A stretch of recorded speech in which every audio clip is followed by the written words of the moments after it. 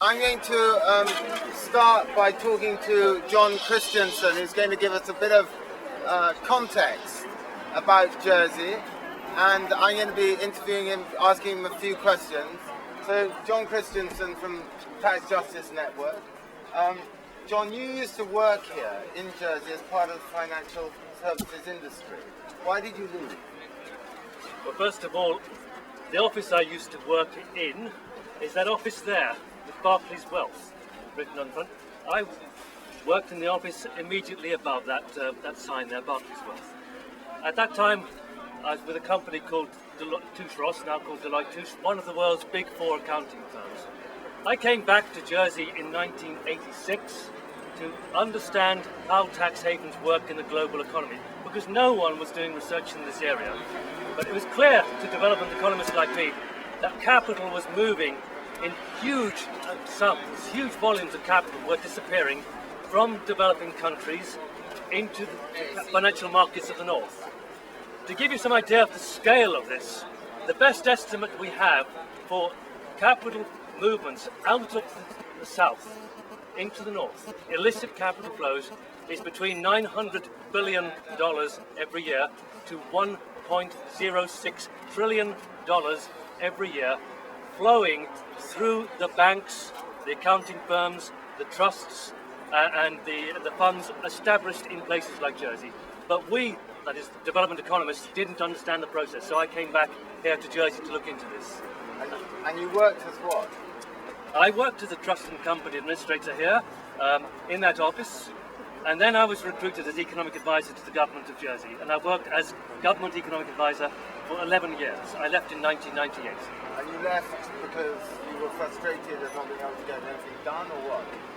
I left because it was quite clear this government was committed to making this island totally a tax haven. I was very opposed to this. I wanted the island to maintain its tourism industry, its agricultural sector, maintain a diversified economy. There was very little political interest in this. The politicians here do not understand economics. There was no interest in understanding why hosting such a big finance industry would destroy the other industries. They didn't need an economist, they needed a priest, so I left. The Chief Minister of Jersey says that Jersey is not a tax haven. Is he correct? The Chief Minister and virtually everyone else here says Jersey is not a tax haven. The International Monetary Fund says Jersey is a tax haven. The Organisation for Economic Cooperation and Development says Jersey is a tax haven. The World Bank says Jersey is a tax haven. The European Union says Jersey is a tax haven. Well, they can deny it as much as they want. Jersey is a tax haven. It is not the only tax haven here in the Channel Islands. There are four tax havens in the Channel Islands. Guernsey, Sark, Alderney are also tax havens. But Jersey is the biggest tax haven in the Channel Islands, and it's a major satellite of the City of London. Yesterday, Jersey and the UK signed an agreement to exchange information. Does that get Jersey off the hook in terms of criticism about its lack of transparency? No, not at all. Let's be quite clear about it. This tax information exchange agreement is so limited in its scope, so weak, it's not worth the paper it's written. And that's because it requires information exchange by request, and the Jersey courts have always said they will put very, very high evidence requirements on any information exchange agreement. Jersey signed a tax information exchange agreement with the United States in 2002. Since 2002, Jersey has acceded to only 4 requests from the US government. This demonstrates how weak this model is. If Jersey wants to demonstrate its commitment to transparency, it should now sign up to the European Union Savings Tax Directive, automatic information exchange, no withholding tax, no exemptions, stop pretending that bilateral treaties are the right way to move forward. Jersey has the opportunity now to join the Savings Tax Directive as a fully participating member in automatic information exchange. And that goes for other tax havens in Europe? Absolutely, the same should apply not just to Europe, this should become the global model.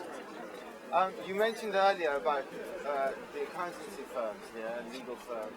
What's the political and institutional infrastructure that's needed to keep a tax haven going? What tax havens do is they provide a political environment where, as happens in Jersey, where you have very weak politicians. They frankly don't understand what they're doing. The banks, the law firms, the accounting firms will come along and say, this is the law we want, you provide it to us. This is a captive state. The courts are equally captive. There is no functional democracy in Jersey. They've never had a general election in Jersey. You don't have a government and opposition in Jersey. You don't have a free press in Jersey. So all of the mechanisms of a functional democratic state are absent in Jersey, and the result of this is that by and large the population of Jersey have no idea what's happening here and are very compliant to the requests of the big businesses here, that is the banking businesses, the accounting firms and the law firms. Thank you, John. If any members of the press have questions, please put them to Questions? For those who didn't hear that, there's a question about social inequality in Jersey as a result of its tax haven status.